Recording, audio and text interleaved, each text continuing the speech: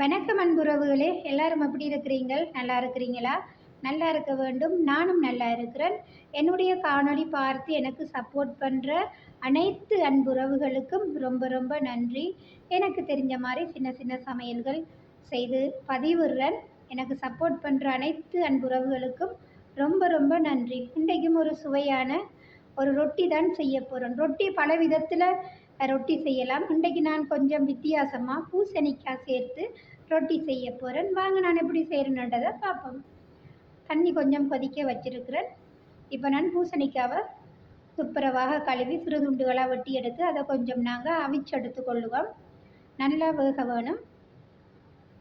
அவிச்செடுத்து கொள்ளுவோம். அது நல்லா அவிஞ்சிட்டுது பாருங்கள், நல்லா மசியுது. இப்போ நாங்கள் இந்த பூசணிக்காய் இதை நல்லா மசிச்சு கொள்ளுவோம், மசிச்சு எடுத்து கொள்ளுவோம். பாருங்கள், நல்லா மசிச்சாச்சு. இப்போ நாங்கள் இதில் கோதம்மா சேர்த்துக்கொள்வோம். நான் 1.5 கப் கோதம்மா சேர்த்துக்கொள்கிறேன். பூசணிக்காய் 150 கிராம், கோதம்மா 1.5 கப் எடுத்துருக்கிறேன்.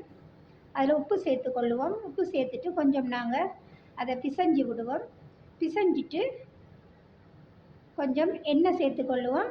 அதோட தேங்காய் பூ அல்லது தேங்காய் பால் சேர்த்து நல்லா பிசைஞ்செடுக்க வேணும். பாருங்கள், அப்போ தான் நல்ல சுவையாக இருக்கும். ஒரு முட்டை சேர்த்துருக்குறேன்.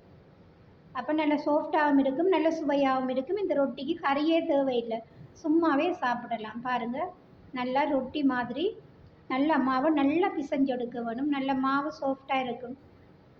பாருங்கள், தேவையான அளவுக்கு உருண்டை பிடிச்சி எடுத்துருக்கிறேன். இப்போ நாங்கள் ஒவ்வொன்றா நாங்கள் ரொட்டி சுட்டெடுப்போம். ரொட்டி எல்லாம் பராத்தா பாருங்கள், இப்படியே எல்லாத்தையும் நாங்கள் சுட்டெடுத்து கொள்வோம். லேசாக நான் அதில் பட்டர் சேர்த்துருக்குறேன். இப்படியே எல்லா ரொட்டிகளையும் நாங்கள் சுட்டு சேர்த்து கொள்ளுவோம். பாருங்கள், ரொட்டி சுட்டு முடிச்சு பாருங்கள் எப்படி இருக்குன்னு சொல்லி. பிடிச்சிருந்தா நீங்களும் ஒரு தடவை ட்ரை பண்ணி பாருங்கள். பூசணிக்காய் சேர்த்து நல்ல சுவையாக இருக்கும், ஒரு ஹெல்த்தியான ஒரு சாப்பாடு.